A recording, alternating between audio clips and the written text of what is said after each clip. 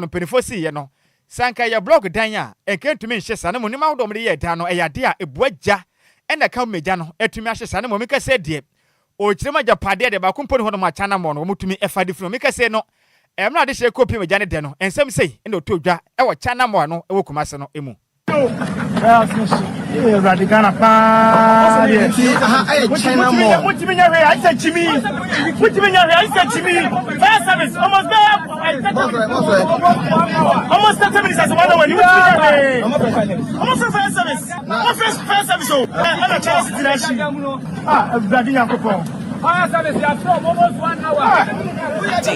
Okay, is it China tomorrow? I want yes and tell about but no kind of some local say. It to me, Atoma, a ship prepare our Hasino. Into the winner, a China City more, China City more, China City more. I want a what no kind of some. And a Toma, a ship prepare our Hasino.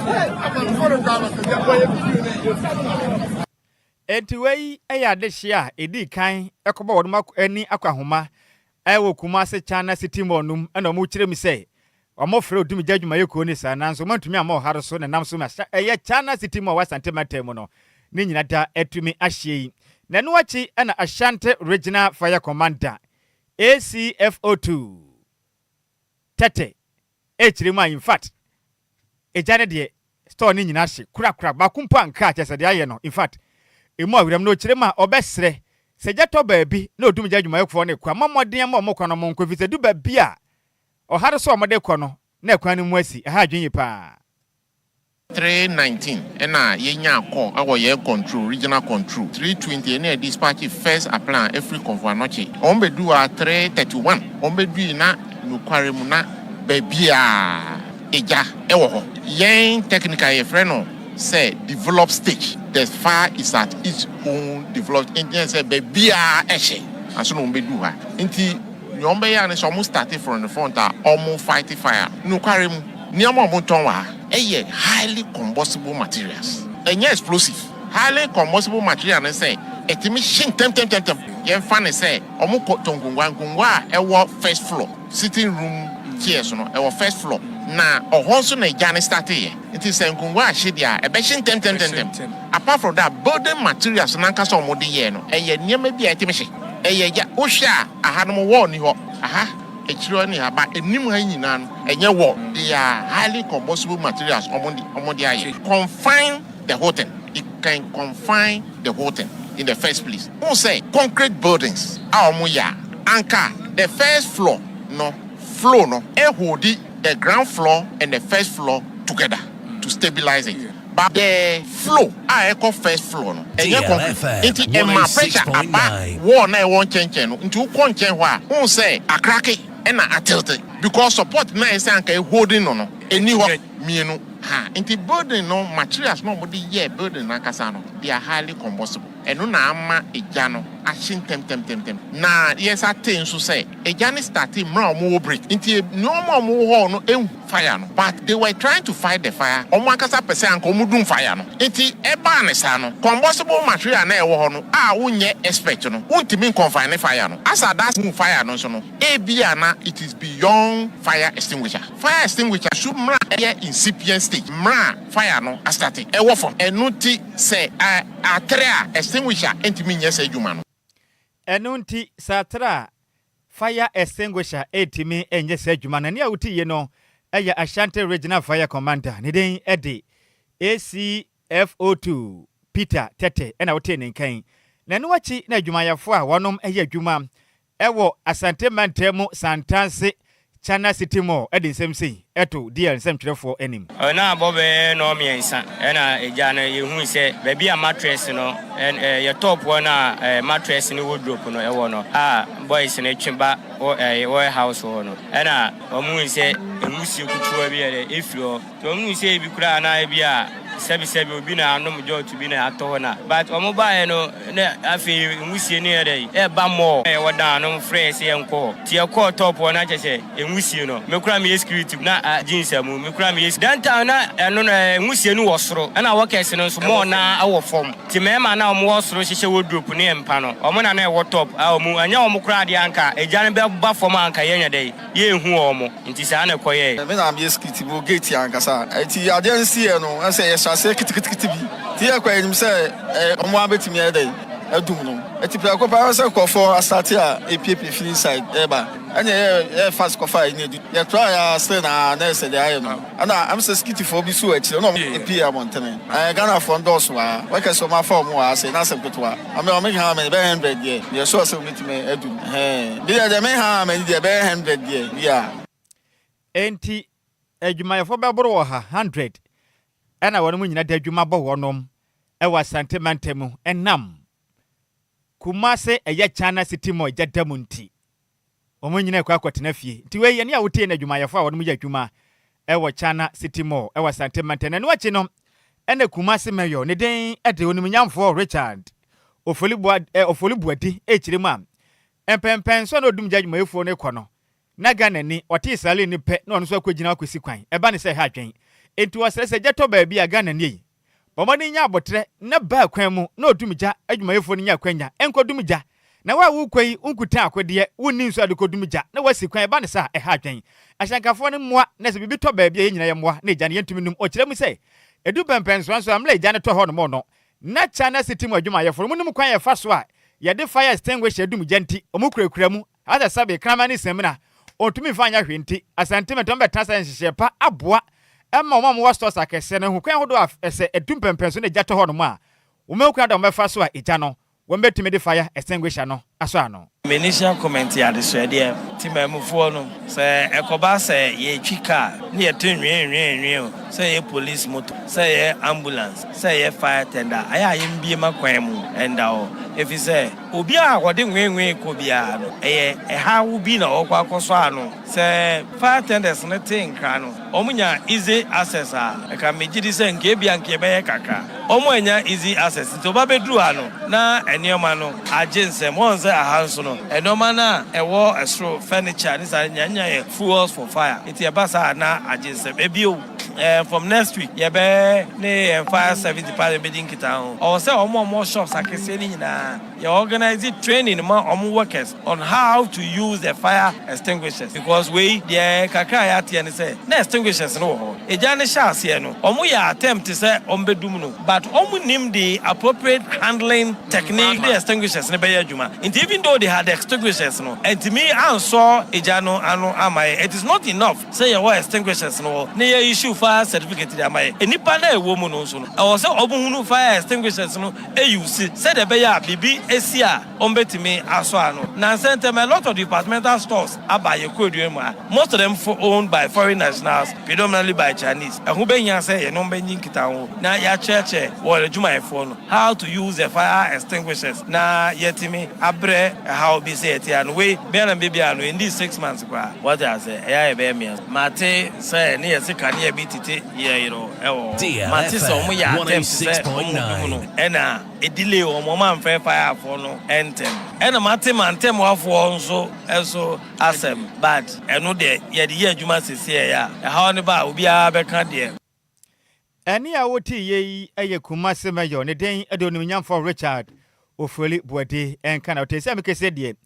kumase santase China City Mall ni nyina da ahye dwura be achese o manfa kaprempo entimi enfemfiri monum enti efie jadum enya adwo ekire din sika kajo abraho samne de eto ntwa o dabi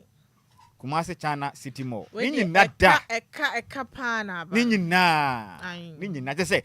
nema motonton ne de chese o manfa ba kumpo sei emfiri ho no mampie na hwe dan ne krasa ne dan na sifa hye Ghana ne fa adwen kyerɛ ne fa Facebook no so bra ba gemre na ya kenkan edema sika yento akasebo no so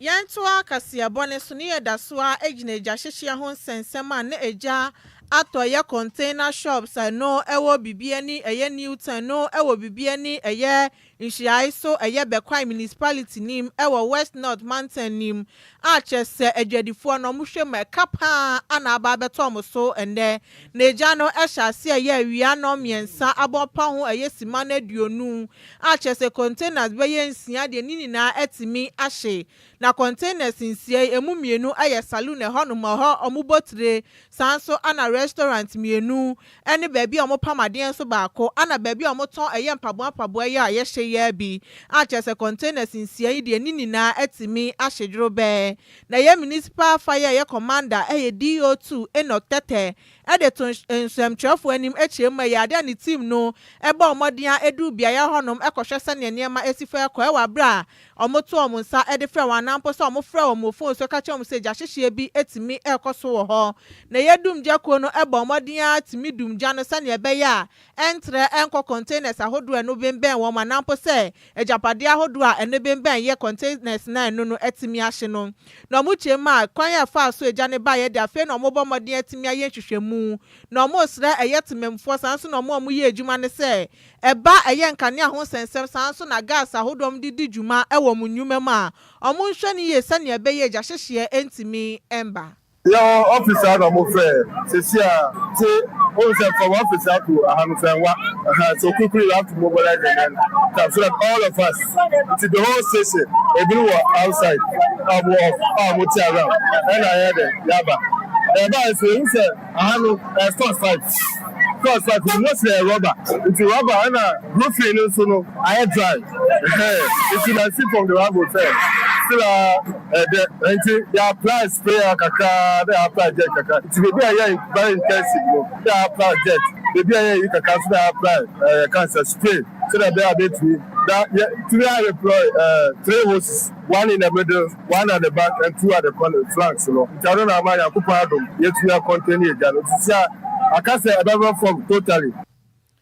Eni ya uti ye eye municipal fire commander ye DO2 Enoch Tete na enu echi ana ye omo shop etimi ehye ye na di tuja na ochemu se omo gidi pa se ye gas cylinder ni bi ana etimi emeja hyehye ne ba ye na ye restaurant na eno ebemben wo mo no enya de obi atimi epra na emom meja pade a omudi sikapudu ade ahye mu no ana sese ni nina etimi ahwe wom na Ghana National Fire Service for some ye hwehwemu di omo twen se na ebe betimi aye hwehwemu na wie oh block na go for na yesterday started free my food shop na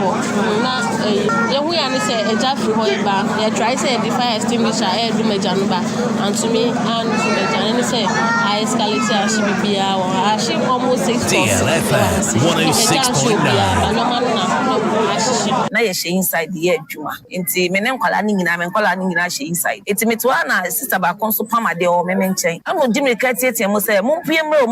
na my food horse nti okasa na me ka chen say ne mu nyina amome enko nti epia ye fie ho na ye pia abonten na che say aso sister na ono so pama de no e de enim a e ba ye ho na me she me kechi wo na me ye dwanya mo na mo say e sha say me tie say boy bi ka ho no say enye hwe okasa enye hwe na no kwansi na ade ne braste ye na mi right inside do say mi right inside question ma na ye ho no na ye tu net teacher na me pia abonten na me sa ba na be sa gas na si inside do me pia ko si ba kunu eni ya uti ye eye dwadifo omo shops nini na etimi ahye enti fire here fire there asante mentem ejadem sehi bibia ni anwea so bekwai ejadem ye be kan se fire here fire there Ghana no yento akase bo ne so yemfiri sehi ni patem western of nefa ni fanchire mum ewo finfi mentem mechire central region na de sha wonom wo elimina ewo finfi mentem echire mu ameke sei enya ade a wonom enya nso didi dwuma bia mpotem honom wonom nso nyina da asesei eno achi nso pipe kakra mo wa eja komaka kobu bie no ne nyina asei edrisa mu nya nso mkobu nso na dote achesesa bi edi brika se timpampa ene firi mu banti ama meke sei ageta na meke sei eya price bonten no galamsefu atom ho agum ahun se sabi mprekwa makwa didi internam recent Ghana Water Company Limited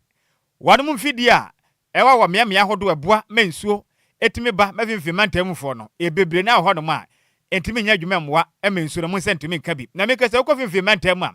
galamsey no adehye bi etomu de agum ene asubonte ahodo ofimfim mantem no wono ma honne nyina se be mprako ase ni nyina ne nyadwa hodo na atu atese ne mercury sunlight ene ni nyina da eye proud river nim eguma ama adehye mo alumina nso ekwakwanya ho sunsan so pam na me kase enam galamsey ni 20 emfidi ahodo a ewa wo himan water treatment plant wono ma bo adwuma mafimfim mantem fo enye nsupa nom no entimi mu adwuma bia fisefin no edokuru nsuo no manfidie no mpotumi nya hoden entimi nsuo no suma adehye no entimi nya nsupa entimi ennom nana ne sentimi kesei adehye mo wo fimfim mantem alimina de akwakwaje tiade ma worma in fact asetinam ayirse benta ede ama wonom na Ghana fo beka ya afie atwamin ewa guest osana busum nem ena beto dwa sem Ghana Water Company Limited for ede beto dwa kire mi sem ukwa mo sekire himan water treatment plant na enam sede galamsey ekoso nti ama wonum treatment plant no entimi nsuo no so yema de hye wompotem hono no entimi nya nsupa no na meke se de sese die akwaje ntra ha akwaje ta ma de hye ofimfim mantem die sese nsuo ho akwatwe pam na mlade ye kase bakopiem walimina ene de hye din komo na abasiri wa wanya mfinhye ne aduoso mienu 72 years ma me kire mi se okobu pipe a ne nan nyina adwodwo ontumi mpo nante obetwa kwan saa akwakotena pipe ano atwen saa sensu bebansa watumi anya pipe ede ya aduane adi o kirem ade ya kye a age se okoto sate water mienu ansa na ode ya aduane enso ni bi ma ade hye ni huna ma ne pipe bi muso kirem te sabi enam sa de ya konti wo alimina ne mpota na wo yoba wo bedwale age 3 days efise enso no kwa pipe na no bi ma age okoto pia water na nya bi de adwade wasanya bi de aduane da edu de Ghana man peni o masrew wo hye wo so ba ma Ghana fasitrim ya de ne sent galamsey ni guno entesa elimeniafo ensukwam eku wonom empotem honom bala mete bodo konsa bala menena mi fifi empo mama meta kwam kakra ansana bedu aha mo no opia watan se ye gonodo zana ma agbo maso won so mede ho jam ko te pia watan da ho mama won ya bi ban na de bere papa embre wa sedema wonya wofa wo hwan na wonya nkofo wo hwan nti da ba bere we o so na pa onyadan onhwehwe bucket no ko twensa so this government is doing well for us or what yepechewo onye na adwuma ye central region yele bread do why are you suffering from water to drink water to bath we don't like distance so please the man should make everything possible to the water to fall. No, so to galamsey ma. Let the water flow. That is what we need. Oba ntebe with all about. Since she oba came with them call about. And then sunaba bokiteba asa bokitana na wecha. Bokitebie na wecha. For 4 gallons in po was wecha na wecha so wecha ma. Anan ebasa ebie yikol yebie na wa ye kun. 3 days obi ntu mbale. Ebi kwatonsu 2 cities. Pure water 4 no dey gwal for what na bambo so kasa duwe mposi wa enye no chine na be ma ana pem dware me dware ahomachi me yes ntimi dware me yes wi an me dware ti me ampa no pem dware e me ye ho tete han dodo ya pacho me yenye nsu ye ngwal ne yenye bi ya ho ya nya me nyina ya fi o hyehyehya basket mi se dem why so abaga kana wecha galamsey funo ona mo wo ye ntino ma sisenso wa edin oda me I wonder but in the 3 days about to day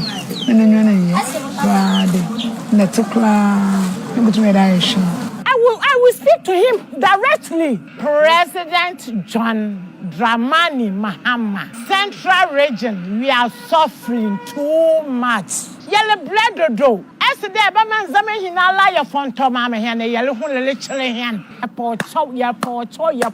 Elmina people, we are suffering from water. Please help us. DLFM 106.9. I Elimina people, in fact, we are suffering. And contact to Bentumpa, we are this year. One ewo Central Region, Finfi Mentemu, Elimina, and our test on Mobobra, and Namsua, Aquake, Potem on number Facebook, no swam. DLFM 106.9. Ya the video na to sundupa benya biya babeha pa babeha tumilikana babeha wate. Chasa pipe ho nyina ubua ensuo ne ma dotie ne free mo baje sa de hye no abrewa pa wanya mfish na dosuam yenu 72 years. Na otwa de kwama kopa ensuo de adwade. Awurade nyankopon de pure water ena ye aduane walumina. Ebei Ghana. Eden sika yentoa so wate. Eden pa. Yentoa kasiye bone so na chese DC de me fija kwabre north honorable Emmanuel Jackson Aguma akobie dining hall fofra no de ama fijaman senior high school no wachechere ewe fija kwabre north district nim na ya dining hall yi MPP aban no na sha asese omoye a omudi district assembly common fan no na sha ase na ochema ya de na rehoye person say school no ehia niema ebi ti say teachers bungalow sanso na dormitory any baby amofra no so be yom huye nyina no ya de omuhia ewo school mu honom a oto honom no odwe ho anachese na ewura huye papa nti honorable Emmanuel Jackson Aguma de chopa kese de ma administrator ono de ma get fan Mr. Paul Agyei so momodi anombo a sane be ya dormitory MPP aban no ebo omodi ya hyase no omo betimi awie sanse MPP aban no de get fan no na hyase nti so mbo omodi anombo boa no mutimi wie no nso no ebeboa amofra no Abandadano shase osi dining hall ebebia yamafo no ebedidi na fonda Roma yeba abamu aka wo hu bia no etua nyina awia ne na yebibi ema Fijaman Senior High School yade ashe management headmaster jina min sanifa so na nananum na krunti jina me benkum sui ene chichore honorable assembly members ne omaine nyina na enye no nko a yeba ya hu se school no ha wo bebre titru efa adan na sa infrastructure yeka adan so a yeka bebi amofra no ebeda ka bebi a ombetimi ayo mu hu te se ajanan bia bebi mpo a ombedware na afi so bebi a teacher for na checkerefo so ebeda ti ayade a me dadwini yi kasiba na dentia meka se yemra ha no free se yehwe dan ya wo machi a dan a get fund ana ahyasia omo AC ya ebe dormitory ya brosan ya bansro ti befa kwanya we se so na masre me ankasa me papa Paul Agyei get fund administrator say na daroma omomwa ye na yenwie sa dormitory en manimu yara fi se amofra no omo ho akire mu yi se mo ankasa mo ye sanchirofo mo ba yi mo he ba bia amofra no da anya ade a eswani enye fekra ti medadwene kese ti no yebesre so omomwa ye na omuntwa woni emehwe afija kwabre north district yeguma sua 73 infrastructure ni titru ye Fijaman Senior High School aban ye de ebetumi a bia ye demom sansa get fund wo se empamba boa manguma sua Ghana enkoyi ne de yebesre se omo so de omo ahode babeta assembly chi na yetumi de infrastructure abre Fijaman Senior High School ene schools ahodo a aka ewo yemansene hase eni ya uti ye DC de ma fija kwabre north honorable Emmanuel Jackson Aguma nenu echi ana headmaster de ma Fijaman Senior High School berima entwibosi ako de asidapiesie de ma DC si wabomodin ya etimi ebiebie dining hall yi de ama wom no chema obeba ne homodin ya hesa dining hall yo mbetimi ahweso ye na osra omo assembly honom so omo beboa wom na ne mo hia wo school mo num nina no omonsa ebetimi aka enede mani agikwa sonkoso omode mo a enede mani agikwa sonkoso omode mo a chief executive eni assembly baba mayen dani eyade a ebebo ekwa mebere so baba nkwala no adedi yie ede ahonidie pa beba ena sede ye tibia sete ne ma hia ye no so ni say it will serve as a multi purpose nya bia ebedidi nko a eba se ebeye assembly ana bibia ebetimi ahia ne yesu da no as assembly hall boy kwa bebre so penifo si yedase ebimre biom ya assembly na ye besere se o mane nso ho na o ma yebi emwaye na me hye o mo bo so advert fa o mo de amaye ya bebo ho ban na sebia kina bi yesa sre bia o mo so ahwe dia yaye o bi aka eni ya uti ye headmaster de ma Fijaman Senior High School berima entwibosi ako na manibo yensem troni Barbara Cranton ana de besomie Yanto akasebo no so na yemfa ya ne mfa nkyeremu ewo oman Ghana ye meso bedwam na ho no nso ensem efiri ho no ba na nyade a eye nika kram na oman Ghana meso bedwam no ensem pi na de ahima nyasem kuma nanse no meso bedwafo ni pi enyade a wonom etai kwa setena ne santi ama meso bedwam acha mehene na kokwa pai wadwa pam na mekese ne nkrata babonten efiri oman Ghana meso bedwam a ana masebadwafo a wonom ntan kwa setena masebadwam no wo muden ya babonten na mekese no empenifo akirem a efiri opepon bosome ekwesi openem bosome mekira from January up to March bosome no afi we mu no Mashaba dwafo atumi akwa asetena mako eduanan miensa 43 settings and one mako from January up to March nim. Na wonu mu kire mi say ene list ne do so pa nipa pi na ya de ya wonu mo no omota dafi na mom list no ye wode odi kan a ye ko bia wadafie pa mashaba dwase ye kwa asetena won tan kwa ne dia beka yensa de odi kan ni we ne de yenka school nso hwe anka wadetimu kura wadi face de odi kan ye Felix Akwoteni okre ono no aye MP de ma botoano English amanfrum kasoafo mu MP wa mu kire mi sa setena wo makọ no wo bosom miensa ntem no 43 no akwamu makọ aduonu miensa 20 days and 20 settings no wankọ bi da wadafie makọ 20 wankọ otifie edi ne yire aduane dota sumienu a ye kaso no so abon ho moden pa sai onna fie mane nkwa masebedwa setena otosumienu eye oniminyamfo Joseph Rempong ono nkwakọ ehonom na ye masebedwani wadafie saa makọ aduonu mienu 22 times ana ode adafie ehum na NS yaw anim kumawu MP wadafie aye nafua makọ 21 settings awo makọ no 43 wadafie makọ 21 a ni nyina da wamfa nko bi otifie edwene no ho na mehye dwafa oda o maka no a mo so adafie pa Dr. Somiensa ye Colonel Kwadwo Damwa retired ono ye German South masebedwani wadafie makọ 19 settings wanko Dr. Kessel Atoba Forsen MP Adema Adwumako Enyan Isam ono akransi no ye masebedwani de ma de hia wonom ewo yes Adwumako Enyan Isam Osansi osafo hwe magana sikasam so wadafie makọ 17 times Dunson Atoba Forsen wanko masebedwam Bray Nyameke ama sekandi masebedwani wadafie makọ dunsia 16 settings wensi ho Samuel Okudjetu Abrakwa masebedwani de ma de hia wonom nofton ono kwansi osafo hwe my Ghana ene amanone kita hudie so wadafie makọ dunnum 15 times settings wanko Dr. Nana Ayiu Afriye Dr. Nana Ayiu Afriye efiduase asokwale masebedwani ono so adafie saa onko masebedwam kwabna otre daako mensa takwade masebedwani wadafie sam oniminyamfo akwaku agiman kwaten oboase west efie na enyasem kuma watena fie saa 14 settings wensiwo oma maka ne bisu ka ho yene e wafase ningro prampra masebedwani me wafase Sam George Sam Nate George wadafie sam mo chemse masebedwam aba oyiwa ontan kokora obekọ no na wadahati dafie adwudwum kura wotunu kota boso kura wade masebedwam ye dan Dr. Abdul Rashid Hassan Pelpu wa Central omusi fie da ofani agrokra ontanko wadimu hwamopa Minister for Employment ono onabo Francis Xavier Sosu madina for masebedwam mu chirem se wadafie 13 times me wafase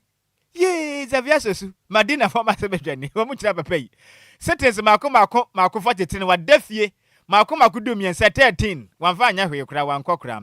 na ninti Speaker of Parliament Aban Suma na babi chirem se ontwetwane nase mo amadafie sa no ba mo ade amamra ne mwadi mo ahwe ne yempo makonwa no bebo mo na ochena mo hwe ade a mapi ho. It's for good reason we decided that we will sit in the afternoons so that you can take the morning to attend to committees, prepare your reports, attend to your constituents, and that by 2 then you'll be ready to sit. Again, that's the period you can also interact with the ministries because there is a time established by law for public servants to report to work and to close from work. And so that is a good time for you to have the opportunity to interact and chase things for and on behalf of your constituents. It's for these good reasons we decided to start sitting at 2. I also encourage the fact that the time people are working, they may not have opportunity to observe you and participate in whatever you do. But in the evenings, they have the opportunity to sit, watch, advise you, and also make some inputs. That, again, we are not taking advantage of. I'm saying this for the last time. I've given directive to the clerks at table to take the records for this meeting. And please, we have the standing orders. We know what they say. We'll be taking action to make sure that we compel members to sit or to be considered to have vacated their seats. And one no, or my manager so monomopon, on the quackras yakodo. And ya would ye a masabajam at Chamehne edema or my Ghana. oniminyamfo mechire right honorable aban Kingsford Sumana Papen nene ana wote ya jese o man Ghana ndese sedie mashebadwani a on ta nkwa setena wo man ma jese ono ne boboye no na di face on pe mashebadwamu ko ba kokora eje adesha mwo Botswana English amanfro mashebadwani no aba Felix Akweteni 23 times o dafie sa na odwena ne ho kora nte ho nsem no no ene de asem wi na yamma dwenche ne tew na yenko agrupama so na sports for no Emesia kan wa ha na yenko yanim na junior purpose the about Facebook no say dear good evening yate dole ya je we dia ba no say hey awro 7 dia in fact etete Ghana pe yakopon hu yemabo pa Sammy B ne Adjoa Agyei Sikapa de yasna dwumaden yebo hwe live Eddie Free Christian Village Achemwatam Sweet Elizabeth dia ba no say good evening my lovely crew this fire situation is becoming unbecoming is too much abba Sweet Betty near the Free Lebanon zone 4 Afin Mohammed Prince or say in fact we tell life Eddie Free Gwamwa Kokofu no say o my adwumaden ayebo no yakopon chira ye pa de news in fact yanko so mo adwumaden emfansom o my Ghana na Richmond ohene kudwo say hey Ghana fire hey fire here fire there fire very sad awre hopam na Abbas wasen de aba no say yakopon hu ye mabo pa na de kwaso Ghana in fact ehu pa ntikumase na City Monday jadam sa no hey ye wuo na pega de aba na say se de nyasem kumo oh ejane ha adwen pa de aka ne de wontumi nkan kyerem se fire service for ne yakwadwefo me ne onya adwen omuni aka de omo konso ekwan ne mu asi enti woka se omo no man kwantema me ne onya adwen fa so mo no Ghana fire service omo ye de ombetuma ye empenefonya sika Vietnam mo dem mo bia mo Ghana fire service ni bia so mo ye ne onya adwen da me wo fa no me ne onya adwen kura master panel eye junior kentampo de aba na o se nkase bo ne mu ode pa na ni judge papa na in fact eja hye de ha adwen yi pa de aka no wa akokan na Kofi Parliament dia ba na say in fact Ghana said ya sempa o eja pe ni otie kase bana live Eddie Free akuna bobi kuma apa me da se me wafa se ya me nhyira opisa won so jembre na do adwen kire no Eddie ba me kase dia me wafa se Bismarck edu say man bize wa ba Bismarck wafa let is say you are dum ya di dem so ho ya oh me ho ye na ma feel seto se omo hye kotokosa no Amazi si awon time ma o. Da pa na me mama so kwadi di okotoko nsem. Mama wa so kwadi di say. Ye ne mu bo wi a. Yankopon aduma next week ye ne mu wi a. Mo ne ho amabo. House of folk. No mo ba ye den. Say week 9 ye beti ye ho wo mo ho. Ho abete ho aho. Kotoko be hye mo ate. Oh chai. Ya ti abre. Oh mo tu. Mo na de bia o de. Eden. O di gina me so ofia. Se si ade Samuel mo nyom na ekọ. Se da nkofo no bi gu amusa no. Mo hye mo pa. Me ba sisi a wate. Me ba sisi a ne ate asim. Presa, Mizaka Sante, Mizaka Sante, Mizaka Sante, watch your money, Mizaka Sante, Borike!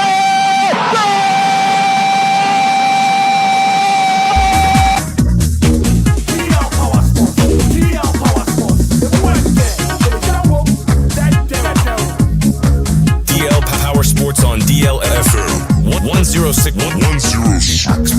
DL Power Sports on DLFM 106.9. Me wo fa se Bismarck akwama tentri kajagum na yebre no ekokra. Voilà busia jama ma juma makwa ba bia memfamra DL 106.9 kasafidi kese so emraso se jedi agude mu nsem ebesom onwue no nsia kase so medin at the Bismarck adu se o frame man bi se Mr. Kwame Afumo disika brante Kena Tata oborama ni Jesse Mutachi na yedi dwumade ebro ye hye nkomoba na ase a ye nhye ase mfam frifie mpa twa nyame adoma eda ochina Ghana Premier League week 8 no to na we no eye Bechem United ana otena fie e nana fosu gi abo park na wato ne nsan so da friend Nations FC me patro frimpon manso ne first tax enso okopiem e wade e kanse nana fosu gi abo park na nei one Bechem United de abo ani na ahead of the game no ana mpatro head coach mienu ni nyina nso adi nkomo pani a ye friend says Steven Desmond Issa Boche ono head coach Edema Bechem United Bobo Kono Wakasa wasi this season ene man kwe mfama Bechem United or say performance into this particular season, or be rating is 20 out of 100. Now, come on, dini na say anu baby aduno. Home games ni dia on lusu sanswa ana on consider game bia ana say dia can say go bia yan kwenti openia your friend say Steven Desmond Isabotri.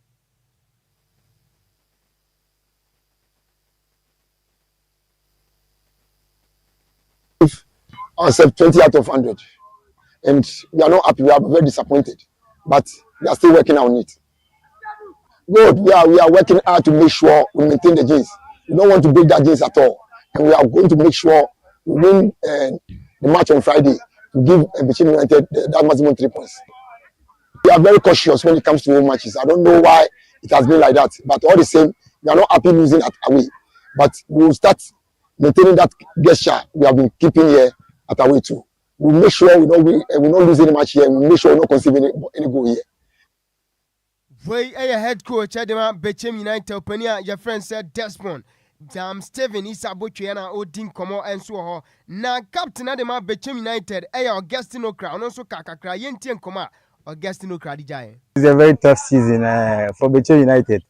Looking at our performance in this season, I think we are playing very good football, but what I would say is that the results are not coming, so everybody is down. But I think that the ability I'm encouraging you to say,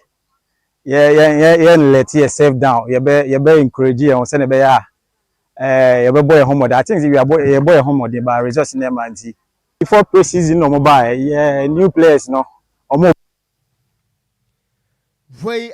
captain fantastic Adema Bechem United openia anasa kodana your friend say Augustine Okra ana onunsu din komo elho ye fiwo ye tweba openia friend say Frempom manso nim say after say openia friend say Okansi Mengel onunsu eja adwumade na to ho as nations head coach no patcho openia on boni din ya Frempom manso ne first tax anasa head no o tu kwan akọ nanafosu gi abo Bechem na onunsu din komo kakra or say washa Bechem United pen. Eshan said during the time I know kita dia can say Bibiani Ghost Stars no or share no our dance park Bibiani Yentie Senia Frempom Anso Etifa Echenisim. I played my first match with Bechem this season. You see, we won 2-1 at Bibiani. So I'm playing them the second time in the first round. So at least I have an idea about their team. Well, Bechem is one of the difficult centers. Yeah. Where your penina, your friend said Frempom Ansona, and also Dinano Disama Tuja, your triba, Kodana, friend said Emmanuel Nano, or no a player, and so the Beche, and Asadia Cancer Nations FC, and also Kakaka Yenti Emmanuel Nano. For me as a player, and then many animal, your mentality is this time, say it to me, Enyanda, Weno, because it's been longer, always be your choreographer defeats, so I was at this time it's never far win, so the mentality with this game is to get a win, yes, and then I know that there is always a first time for everything, so Voy Emmanuel ano oye player and so sia kind and so Adema Nations FC yemfri na yemfri ani nkyerem ensemfu from me patcho pania your friend say Ernest Thompson me patcho your former House of Folk boss secretary wedding komo bebre dey afa senior soccer team the Blasters of Ghana home ahead of Nyankopon Aduma next year World Cup etoja and so United States of America Canada and Mexico no opani ni si wo hwe ani mu say o man bi to say Spain Portugal, Belgium, ne France no, Shana Ghana, Yankopie group ma ene sa o maya mabobo mudino, yanso yano matimi akoshiana or shanimu say ye show bit say England ana mpokra no Brazil hu be hia say Ghana betimi akonkode yentie opania your friend say Ernest Thompson. I wouldn't like us to play Spain. I wouldn't like us to play Spain, Portugal, Belgium, and most probably France. England, I don't mind. Really? Yeah. You think we can beat England? And when we meet England, it's a different ballgame. You see, it's like a colonial master. It is. There's also who wants to fight again, right? So I don't mind us playing in England. Wey aya panina Jefensa and Thompson and Odin Komoka Black Stars. Nyankopon adma next year yeko PML World Cup na okakakra enso afari akanse swagon unim se ministry no e the petition akotum enso our parliament house ni nyina ne se Ghana yagudie no omode ade akanse sports fan enso eba Ose oya a little bit disappointed and so our swag muse omantimiam pushisa agenda no and asempo ministry no ede san komone ba monteno omonso antimi afa omo ho anjimientie Mr. NS Thompson. But the problem of sports here in Ghana is basically funding. Yeah, and we need to solve the problem from the roots. That is why some of us have always been pushing for the sports fund to be done. I was a little bit disappointed with SWAG because I thought SWAG should have taken this up and love it hard for it. You don't get anything from government unless you push and you lobby. Because the finance minister is also looking at his money. Yeah. Where your penina, your friend Mr. NS Thompson and Odin Koma and so on. Your kakakra. Adefa ni team house folk Mr. Aria Kansami wa fa Nhyiraba Sammy B mu team no se de ne bobre na kwa na ekofom ose house no etese Real Madrid enya afre na mo ko boss season a mo be justify your inclusion bia Madrid okọ team bia ade eka ne se na kokọ be de ne big player na sempo no 12 player na Madrid that me fa na house folk de kamia se mu lusu mo identity gentle Mr. NS Thompson. It's like a Real Madrid. It's not a team you go all the way down to go and pick journeymen to come and play. You can pick some few people from down, but you need to invest on some key players. Right. I mean, when push comes to shove and we are playing, I know I have an Ishmaelado, a Emmanuel Sekufo, a Charles Taylor, who can do some change. I have a family. What way and in comma, Mr. NS Thompson so Eddie Jai on this note, Yangina Suena, Yan Dia Home Rasisiana, Yanko Amanani. Lumba in super natural mineral water. Get a grip. Lumba in super natural mineral water. Get a grip. That's super break. DL Power Sports. DL Power Sports. It went there. It jaw dead. Pressure, Mr. Kasante, Mr. Bade, Mr. Kasante, Asante, Mr. Kasante, watch your money, Mr. Kasante, hey,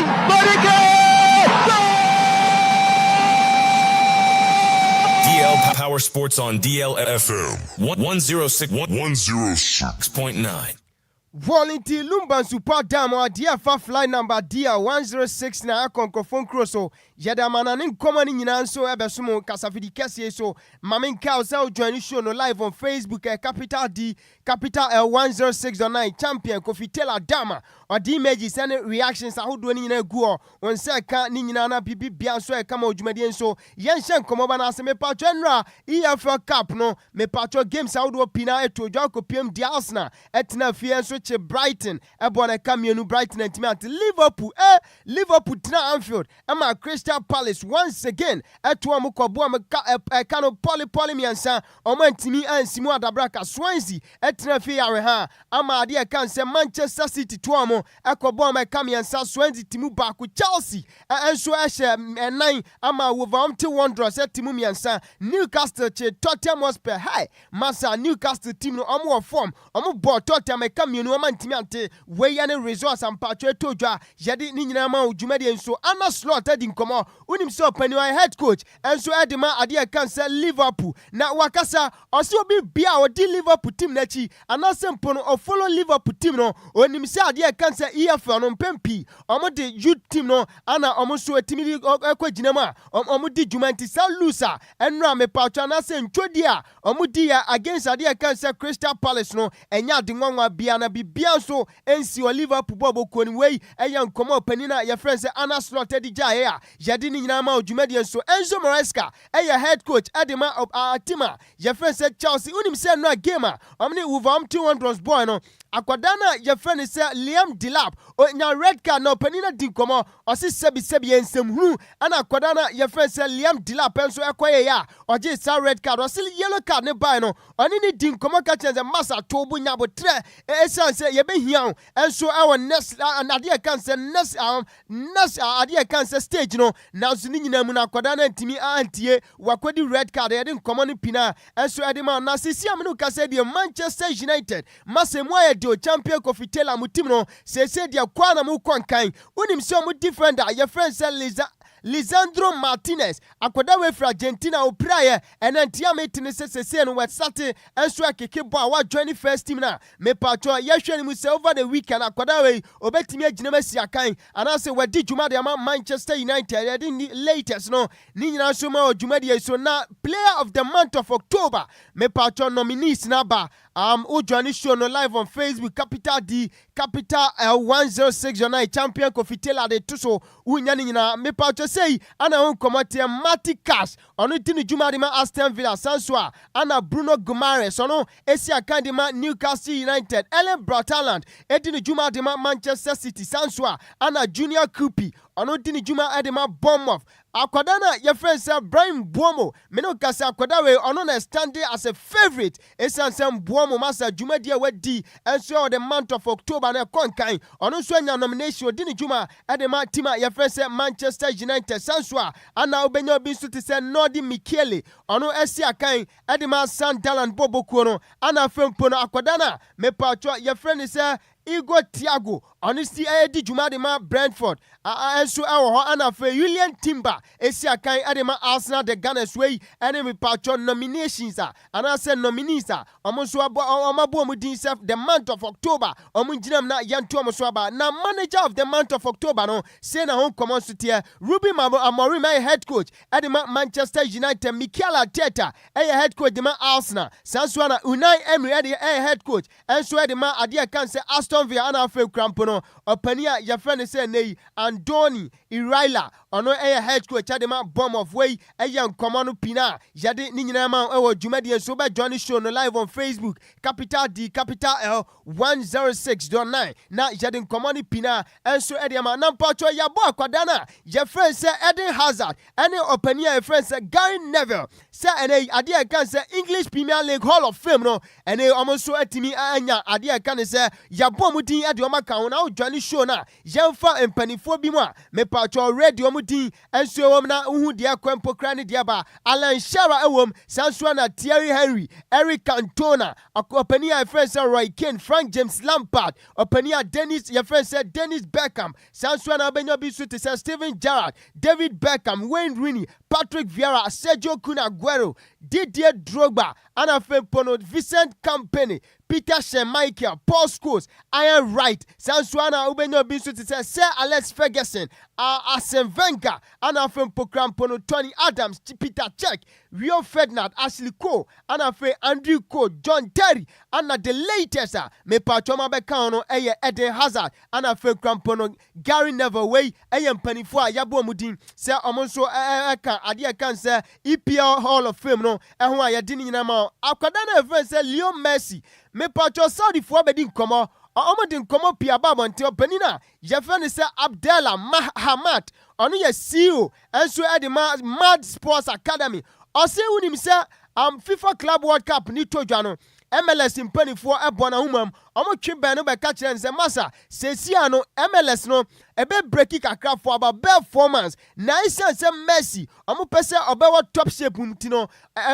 ehubehia anase mpono ombeti ase na performance domanim no a Messi atimi abedi djuma enso our Saudi Pro League nim opponent massa Saudi League na yebono enya platform ya de pick form anase mpono ya de ma player in good shape sa ubebo anase ubedi djuma nya sa afena ubebo short spell bia we ne nkoma opponent enso ade atudwa na manya ne tie Madrid for enso demand ade e kan say 4.5 billion euros ɛde afiri UEFA ɔne nyina ne sɛ ade a kan sɛ Super League na UEFA fo amana maso no Madrid fo so amogye musika 4.5 billion euros weyɛ openina ye friend sɛ Florentino Perez ana odi san komo no apani we masa ni influence enso ɛwɔ world football mu no ɛkɔ nkan pa na Pedri Gonzalez akopra report amete ɛne sɛ match sɛ didi to akwada no ntimi nsi akan enso ɛfama Barca me pacho Elche game a Barca bɛbɔ no Pedri ntimi enginam UEFA Champions League game amoni club bridge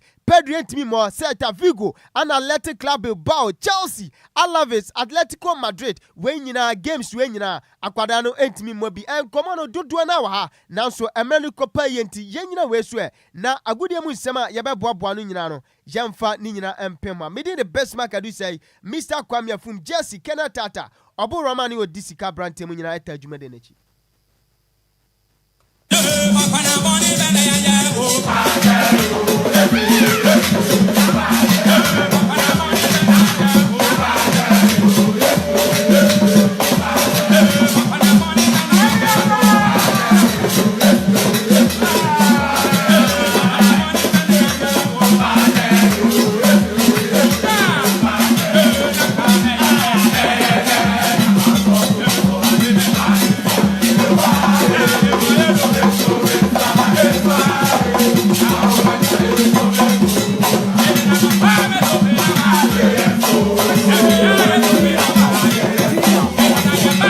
Power Sports on DLFM 106.1. Agropamaso for na wote o menka me wafa se Bismarck edu say my busy na wote ne nka ai me wafa se be the message bi abanti aje me kan ma no na o say ne din ede eye Samudin Abdallah and was so here live ede free Jamasi Zongo ewukum aya Ashanti region Kumasi the Potem and was a mall fire and was a good evening the boss player Abate in fact we feel pa so sports in fact we feel papa anti what how is it with them also we feel pa also sports ni more design no madam no it is sports no said na ni agye ho in fact also ba be hwe kira kwan wa nti jama no me say me also me di jama no tu no we feel pa o Kumasi jama no die